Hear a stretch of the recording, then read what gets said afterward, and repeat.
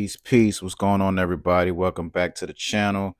Today's video, I want to talk about what does love got to do with it? Got to do with it. You know what I'm saying?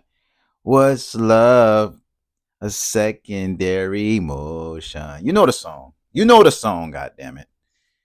Shout out to Tina Turner.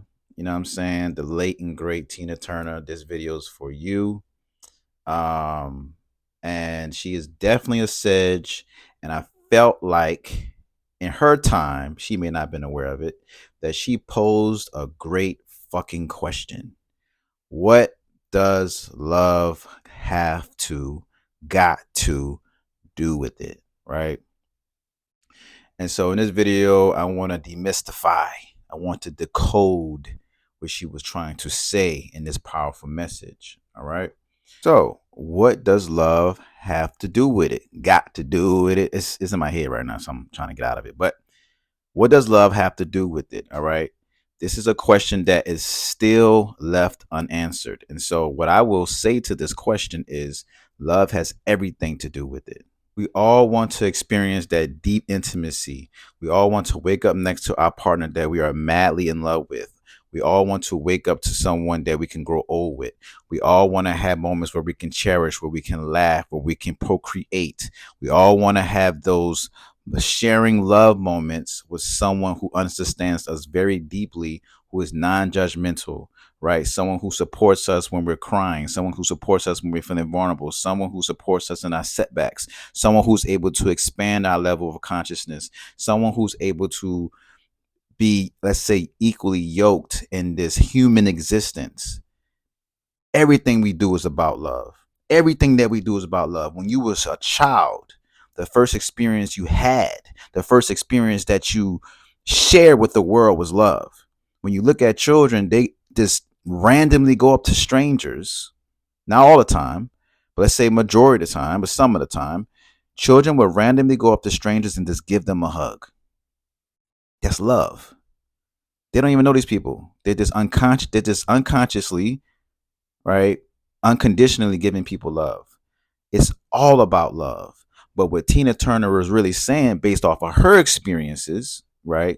Because I'm pretty sure people who know her story to a degree, um, what she's saying is love is just a secondary emotion. So what she's saying is, the way I see it is, we have been bamboozled, we've been hoodwinked to thinking that if we love someone, regardless of the pain and the suffering and the abuse that they give us, that's what love is. And she's saying that is not what love is.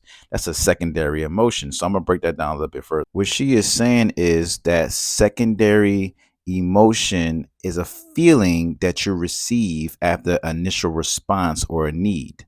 Example, what that would look like is, say you're a person who suffers with low self-esteem, you're a person who suffers with low self-worth, okay?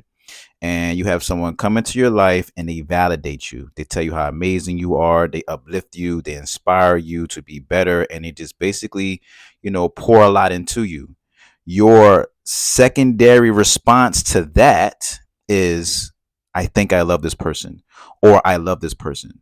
So the only reason why you would say that is because they are fulfilling a need. You need to feel validated because you didn't receive it as a child. So if someone outside of you starts to give you what you need as a child, you will start to develop a secondary emotion, which we would call love. And you would say, I love this person. So it only comes when someone's doing something for you. And if you think about this, when we're in relationships, when someone's showing up and proving themselves and saying they want to be with us, and saying all the things that they're trying to do to be with you, etc. Over a period of time, you start to develop what we call love. We start to develop this emotion, and we start to say, you know what, I love you. But to go on a much deeper level, the love is not predicated upon what someone is doing for you. Love should be present regardless of what someone does for you. And so that lets you know right then and there that we live from a mind space of conditional love. I love you because, I love you if you only do X and Y and Z. It's not I love you just because I love you. Now, of course, we can't live in that type of mindset, especially in today's society, because if someone just comes out and you don't know nothing about them and it says, you know what, I love you for who you are, I love you, period, we'll probably run away from them because we'll be like, yo, you don't even know me. You know what I'm saying? Some people might think that'd be my narcissistic. They might be like the person is love bombing them, which is a thing. But overall, you would not trust that person because you feel like they have to get to know you first. And we subconsciously does this. This is so socially programmed in us where a person has to show themselves for us to validate or for us to confirm, like, you know what, I love you. You know, you do this for me, you do that for me, I love you. But what she is saying, which is a very powerful question or a very powerful saying, what's love but a secondary emotion? She hit it out the park. I mean, obviously it was a hit, right? So someone like Tina Turner, who has experienced, you know, the physical abuse and emotional abuse that she went through with Ike Turner, her level of wisdom that she cultivated and throughout that whole relationship and throughout her whole career, of course, birthed this song, What Does Love Have to Do with It? And so we know that she's coming from a place of wisdom. We know that she was in this emotionally infused relationship, right? To where love was being thrown around continuously. And think about it today, how we're in relationships, and regardless of what our partner is doing to us, we will automatically say, but I love this person, but I love this person, but I love this person. And that's where always this confusion comes about, because if a person truly loves you, they're not going to hurt you. But when you have a hurt consciousness, right? If you dwell in pain, if you dwell in unhealed wounds, you're going to eventually subconsciously hurt this person. So this is where this whole distortion, this whole kind of contradiction comes into play, where it's like, if you really love someone, you would not hurt them. You would not hurt them. So this is where I feel like, especially in today's time in 2025, we need to change this paradigm by accepting, by allowing, by saying that, you know, yes, my partner does this to me. Yes, that my partner does this to me, this or that to me, but I know that they love me. Cut that shit out. Be 100. Be 100. The only reason why you're saying that, because you also have a distorted perspective or perception of what love is. We all have a distorted perception or perspective of love is. We have not been taught what love truly is. If you go back and look at all my videos, because I've been kind of doing a series on this for people who's been paying attention to my videos lately, I've been making nothing but videos that's talking about relationships and dealing with the wounded self, dealing with the wounded inner child, dealing with the wounded consciousness. This consciousness is present first, but it is masqueraded. And whoever we're talking to, whoever we're trying to get to know, everybody's going to put their best foot forward. So you will never see this part of them. You will never see the shadow, but it's completely present throughout the whole entire relationship, or you're trying to get to know this person. If you're in a courting phase of getting to know this person, this is when people say, you know, I saw the red flags, but I didn't do anything about it. This is the shadow. If you're seeing red flags, that's their shadow. That's their shadow. That's the shadow. But we ignore it because for whatever reason, and then we get down a rabbit hole, and now we go to questioning. Damn, I knew this person was like this. I saw it from day one. Believe what you see, because we have to understand we're dealing with shadows in relationships. Everybody's going to put their best foot forward. That's expected. But try to expect the unexpected. Question after question. How was your childhood experiences? How did you heal through your childhood experiences? What your relationship with your mom? What's your relationship with your dad? How you feel about this? How you feel about that? Ask those in between the crevices type questions. And then you'll know who you're truly dealing with. We're not dealing with one aspect, we're dealing with all aspects. People will show the best version of them, not the holistic part of them, the whole person. They never show the whole person. They only show the part of them that they want you to see. So let's go a little bit further, right? This is what I also want you guys to understand. This is where humanity, I would love to see it, starts to adopt more compassion when we see people who are in these type of experiences. Now, in Ike and Tina's point of view, right? Let's talk about Ike for a minute, right? Because people who have saw the Tina Turner movie, What Love Got to Do with It, they distort it and they manipulate it and they definitely added in different parts of that movie that was not true. So they completely slandered Ike's image. Okay. And so, yes, he did abuse Tina, but from the research that I've seen, the documentaries and things like that, it wasn't that dramatized how they made it look in the movie. But outside of all of that, this is what I want people to understand and why we have to have compassion. Ike, okay, if you understand his story, when Ike was 5 years old, Ike witnessed his dad get brutally abused by white people around that time because it was in a segregation time. He got his dad got abused by some white men because his dad was having an affair with a white woman. So they literally beat him up, his dad, in front of Ike when he was 5 years old. So Ike automatically received what, people? A trauma. He witnessed his dad get his ass whooped in front of him. His dad died due to the physical injuries. After that, of course, he needs a caregiver. He had 3 women who sexually molested him and abused him until the age of 10. Now, let's take all what I just said into perspective. As a child, he was sexually abused. He watched his dad basically die in front of him. He had a lot of childhood trauma. And that's going to reflect in his relationship. So what did he do when he was having control issues with Tina? He beat on her. Okay. He also had a bunch of women that he was dealing with and things of that nature. But ultimately, he had a very dysfunctional, hurt past as a child. He has never healed that part of himself. And so when he gets into that relationship, that's what's going to show, right? And he eventually sabotaged the whole relationship to where he damn near lost his career behind that, right?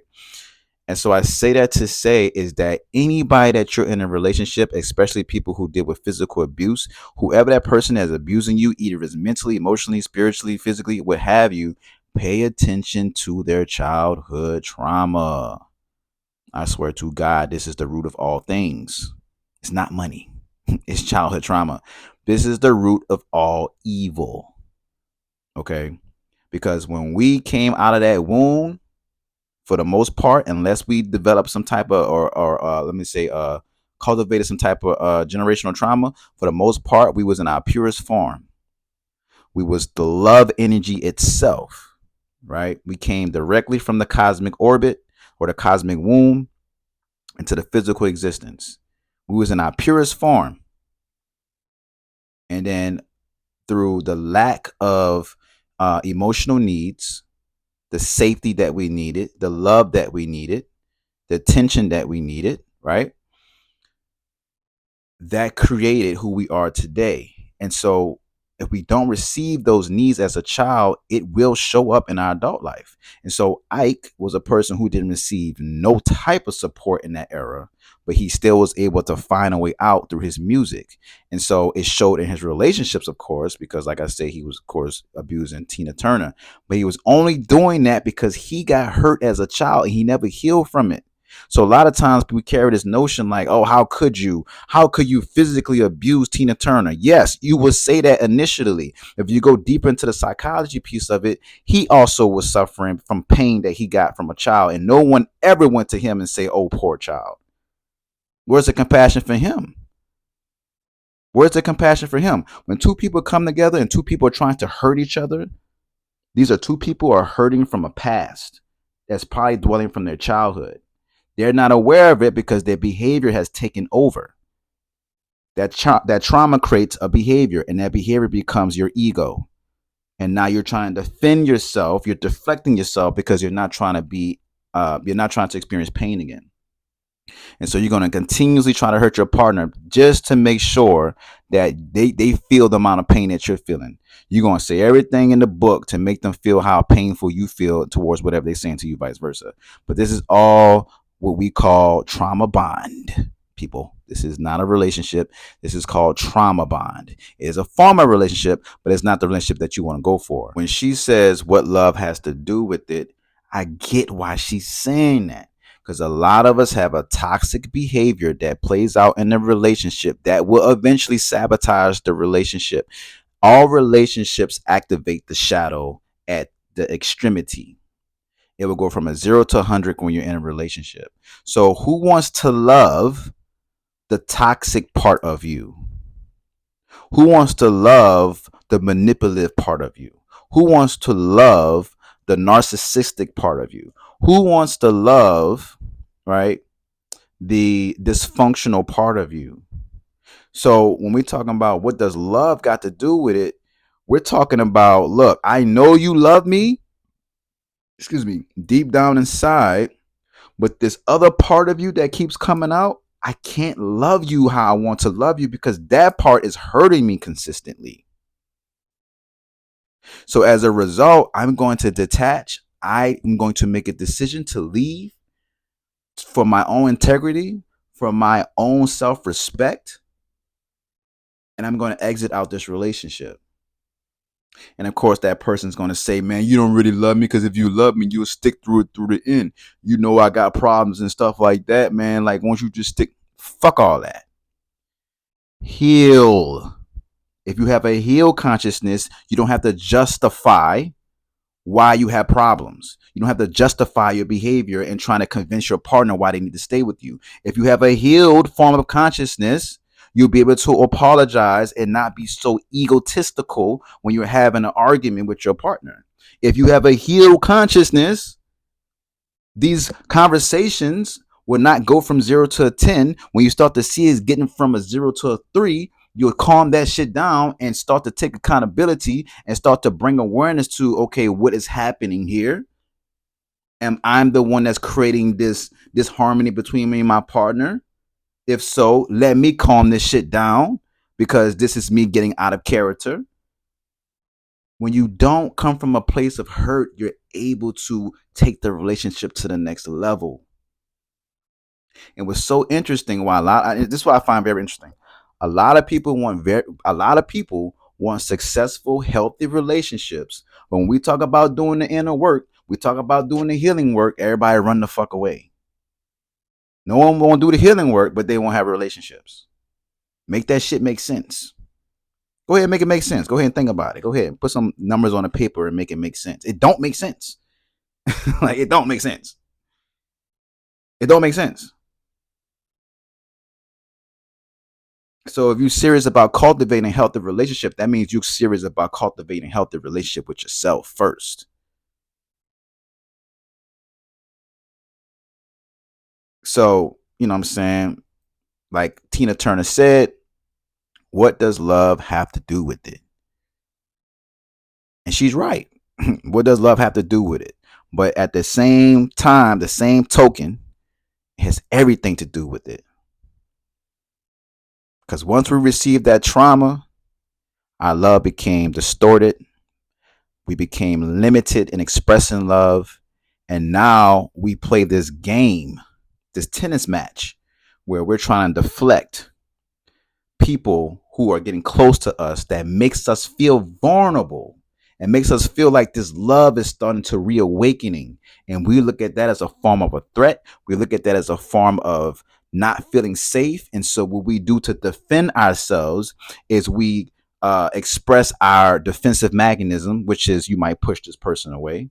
You might try to create some type of disharmonious altercation that will sabotage because you don't want to feel the feeling of feeling loved again because it feels like it's unsafe because we never received it as a child, so we don't know receive it as in a relationship.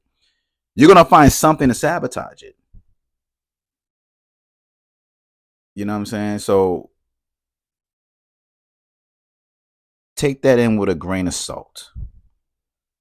Put it on some food. You know what I'm saying? Taste it. See if you like the flavor. If you don't like the flavor, put some more seasoning on it. There's no other way. You have to heal yourself in order to receive that healthy relationship that you seek. That's your heart's desire.